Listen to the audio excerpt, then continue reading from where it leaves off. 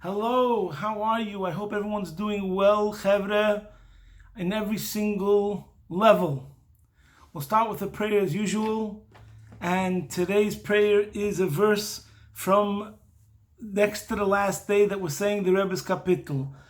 Hodu ladinai kitev, ki לעולם חסדו.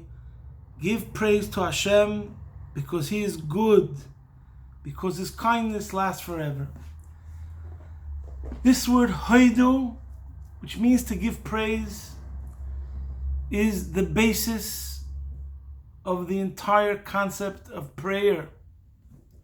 It's a central theme in Judaism, and it's a foundation and basis to our whole way of life. How do we see this? It's obvious because the first prayer we make every morning is Mודה לפניך מלך חי וקיים שהחזרת בי נשמתי בחמלה רבה מונsecha.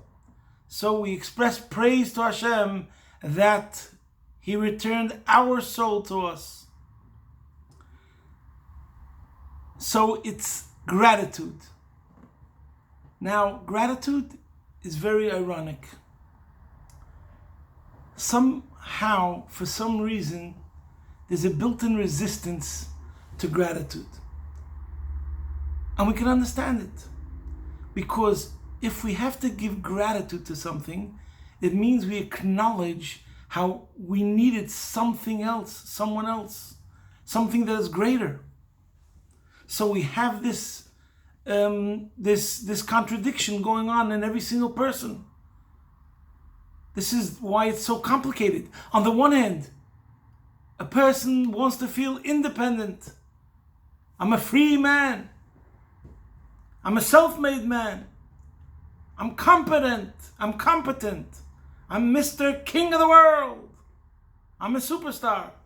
So a person likes to feel that way. I'm good. I'm real good. But to express gratitude is the total opposite. It represents your humility. It represents how you are a dependent. And it represents how you're not really super competent because you needed help every single step of the way. So that's why gratitude is very difficult. But the solution is to realize that it's built into your system. God created you, naturally, in such a way that you are a dependent. You were born to parents. First you were an infant who could not exist on his own whatsoever. You came into existence because of your parents. Your continual existence was dependent on your parents, on someone else, and so on and so forth, and so on and so forth. So in other words, you're being dependent, and therefore your ability to give gratitude is as natural as breathing, truthfully. But still, this is what's going on. That's why it's so difficult. Your ego is resisting. And that's why we also find, very ironically, the more someone helps someone else, sometimes the more that other person will try to deny it. There's a famous expression, I don't know where it comes from, that some rich man is told that this person really hates him. And the rich person says, "Was für a Teva hab ich ihm schon getan, als hat mir Feind as I feel." What favor did I do to him that he hates me so much? In other words, because when you help somebody, that person feels inadequate and in debt. And it's painful to be in debt. It hurts. So therefore, he's asking the rich man, "Was für a Teva hab ich ihm schon getan, als hat mir as I Feind?" How did I help him so much that he hates me so much? Obviously, that's unhealthy and not the way it's meant to be. And therefore, by the way, the same thing is true with parents and children. Where if it's not healthy, sometimes it could be the most difficult relationship. And that's the reason. Because the child should feel the utmost gratitude towards his parents, that they brought him into this world and they raised him. And to do that is very difficult. There's a story, a humorous story, a famous story, that brings out this point. And it's called The Sceptic, the Paralyzed Girl, and the Baal Shem Tov. There was this Jew, he was an observant Jew, he was a Frumme Yid, he was Orthodox, but he was belonging to the camp that didn't really believe in these Hasidic masters, miracle workers, Rebbes, Hasidic Rebbes. Anyways, that's the way he went about his life. But one day, Rahman al-Itzlan, his daughter became paralyzed. And he went to all the doctors, nobody could help him. He didn't know what to do. Should he go to the miracle man, the one that everyone says does miracles, the Baal Shem Tov?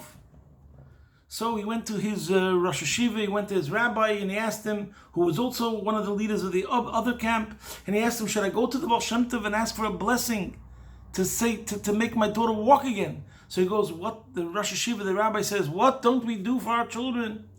We'd rather not, but you have to have sacrifice. Put aside your skepticism and your general attitude towards this, and just lower yourself and ask for a blessing. But you should know that these Rebbes, in order for them to make a miracle, you have to give them Dmei Pan, it's called. You have to give them money. You have to bring money, and then they'll do you the miracle, which is obviously not true. There is such a concept of money that goes to charity to become a vehicle to make the miracle work. But God forbid that the Rebbe should take any money for personal needs. Anyways, so this man brought along his daughter to the Baal Shem Tov, and he brings in his daughter, wheels her in a wheelchair, and he brings a sack, a pouch of coins, and he walks into the Baal Shem Tov and he says, Baal Shem Tov, my daughter is paralyzed. I need you to please give a blessing that she should walk again, and here's your money. He puts the money on the desk of the Baal Shem Tov, on the table. The Baal Shem Tov picks up the money, says, I have no need for your money. And he throws the pouch of money out the window. It lands in the front garden, and the pouch bag bursts open, and the coins are spilling over all over the garden, in the garden. The girl instinctively jumps out of the wheelchair, runs into the front garden, starts picking up the coins quickly. Her father runs right behind her, bends down and says, quick, let's get out of here, before he claims that he had something to do with this, before he claims that he made a miracle. So it's a very, very true to life story, in the sense that, sometimes a person's in circumstances and he cries out to the Eibush to help, help. When a person's knocked out in a hospital, or he's in a prison, or his fortune is down, then he turns to God for help. But when he's on top of the world and things are going well, then it comes harder to ask for help and to acknowledge that there's a higher power all along, which is helping you every step of the way, every breath you take. And this is what we have to discuss now. Today, while the plague is going on, Hashem Yirachem, it should stop now. We're still obligated, every one of us, to get up on this very morning and have said, Mודה לפניך, מלך חי וקיים, שחזרת בי נשמתי בחמלה רבה אמונתך. God, you're so amazing that you gave me life, and you give me life every single second, and you made me a Jew, and that I have a special relationship with you, and you're giving life to the world. Now, even though terrible, terrible things are happening, but the fact that we have to acknowledge God as the one who provides us with our existence and all the goodness remains forever. At the same time, we have to pray out, we have to cry out, because He is the cause to stop whatever we can handle. But nevertheless, we have to remember every single day to express gratitude. And the prayer is that we shouldn't have to come to adverse situations and ask for help. We should have great, good situations where we feel on top of the world and acknowledge that all the credit is to Hashem. Broadcasting from my home, Be'ez Hashem Yisbarach, your man in Melbourne.